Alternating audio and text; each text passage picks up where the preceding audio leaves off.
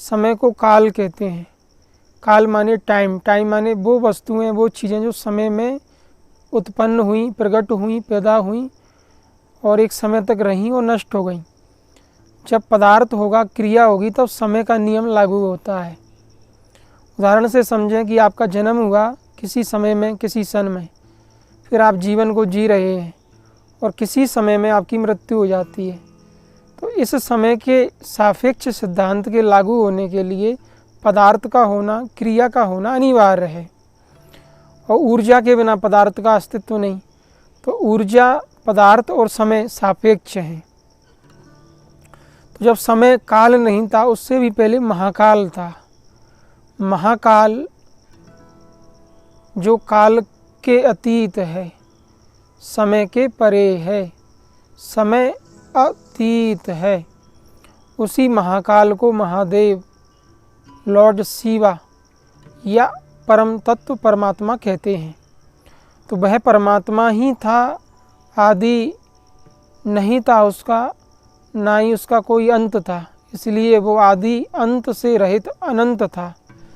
उसकी कोई सीमा नहीं थी, इसलिए वो असीम था। उसका कोई आकार नहीं था, इसलिए वो निराकार था। उसी महाकाल, उसी परमात्मा के संकल्प से इस अनंत सृष्टि, पदार्थ, जगत, मैटर, समस्त आयामों की उत्पत्ति हुई। लेकिन वेदांत की फिलॉसफी कहती है कि प्रकृति और पुरुष अनादि हैं। अनादि का अर्थ हुआ जो समय से परे हैं, मतलब ये अनादि हैं। समय का सिद्धांत पदार्थ और ऊर्जा का इन पर लागू नहीं होता। थोड़ा गहराई से समझें कि पदार्थ माने मैटर, एनर्जी, चेतना और टाइम। तो फिर ऋषियों ने ऐसा क्यों कहा कि पुरुष प्रकृति अनादि है? असल में पुरुष माने चेतन आत्मा या ईश्वर या ब्रह्म, जिसे हम यहाँ महाकाल या महादेव कहते हैं। और प्रकृति को हम नेचर, आदि शक्ति या माता कहते हैं। तो पुरुष प्रकृति एक ही है। प्रकृति की दो अवस्थाएं हैं, परा प्रकृति, अपरा प्रकृति। एक जड़ प्रकृति, दूसरी चेतन प्रकृति। तो जो महाकाल है, काल माने समय, समय से जो परे है, जिसे समय प्रभावित नहीं करता, वो आत्मा या ईश्वर है। उसी को यहाँ महाकाल कह रहे हैं। तो वो ईश्वर तस्य वाचक प्रणव ओमकार है। वो महाकाल, महादेव, महाईश्वर ओमकार है। यदि आप श्वास में, प्राणों में ओम का चिंतन करते हैं, ओम का जाप करते हैं, तो आपका मन और यूनिवर्स एक दूसरे से जुड़ते हैं। समाधि जो शब्द है उसका अर्थ ही है कि उस ईश्वर आत्मा से चित्त का एकाकार हो जाना समाधि योग है। तो क्या ये कल्पना है कि ईश्वर ही था, उससे पहले कुछ भी नहीं था? न जल, न अग्नि, न मिट्टी, न वायु, न हवा, न आकाश, न सृष्टि, न सृजन, पालन, पोषण, उत्पत्ति, निष्पत्ति, कुछ भी नहीं था। ऋषियों ने कहा कि पुरुष प्रकृति अनादि है, ये हमेशा से ही है।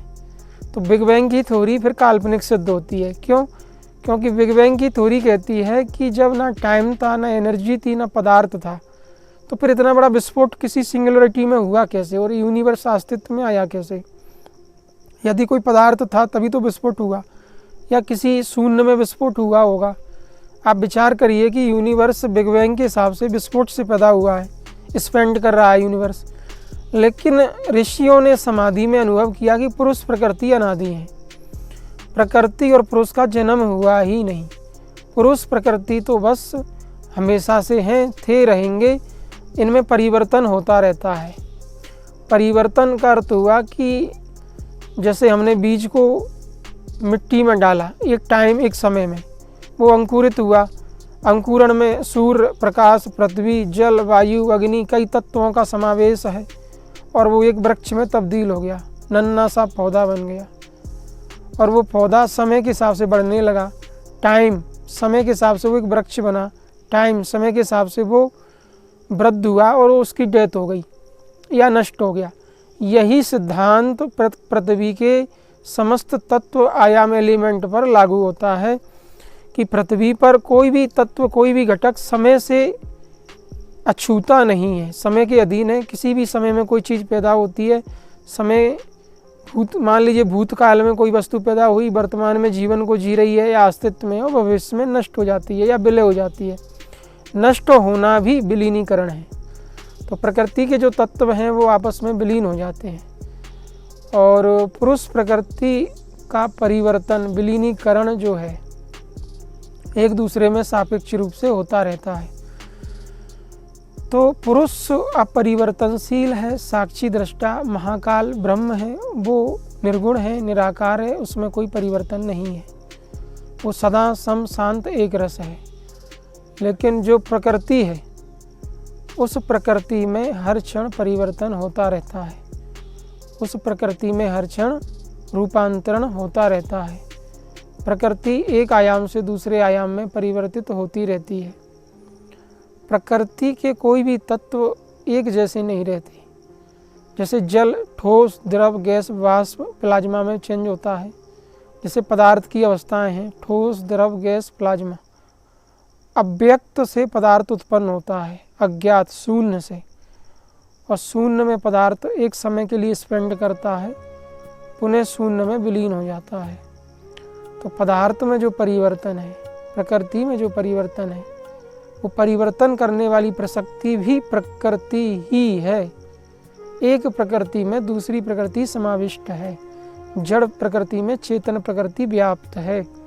जैसे आपका शरीर जड़ है, बच्चे से युवा हुआ, वृद्ध हुआ, डेथ हो गई, तो इस परिवर्तन में चेतन प्रकृति आंशिक ऊर्जा रूप में कार्य कर रही है। तो प्रकृति ही प्रकृति में विलीन हो रही है, प्रकृति ही प्रकृति में समा रही है। अब हम ईश्वर या महाकाल की बात करें तो महाकाल ओमकार है, तस्य वाचक प्रणव। उसके चिंतन से प्राण शुद्ध होता है, अंतःकरण निर्मल होता है, ज्ञान, बुद्धि, प्रज्ञा, विवेक, शांति, आनंद का संचार होता है, आरोग्य, समाधि, योग के समस्त दैवीय गुणों का विकास होता है। इसलिए हर साधक को ओम का मानसिक जाप करना चाहिए। ओम के जप, ओम के चिंतन से ही वो ऊर्जा सक्रिय होती है। तो आज के वीडियो में हमने समझा कि जो ईश्वर है वो अनंत, अनादि, असीम है, वो महाकाल है, महादेव है। उसका वाचक ओमकार नाम है, तस्य वाचक प्रणव। उसके जाप से अंतःकरण निर्मल होता है, अंतःकरण में करुणा, दया, प्रेम, शांति, समाधि, आनंद, खुशी, प्रेम, विवेक का दैवीय गुणों का विकास होता है। प्रकृति परिवर्तनशील है। प्रकृति के दो रूप हैं, परा अपरा, जड़ चेतन। प्रकृति ही प्रकृति में विलीन हो रही है।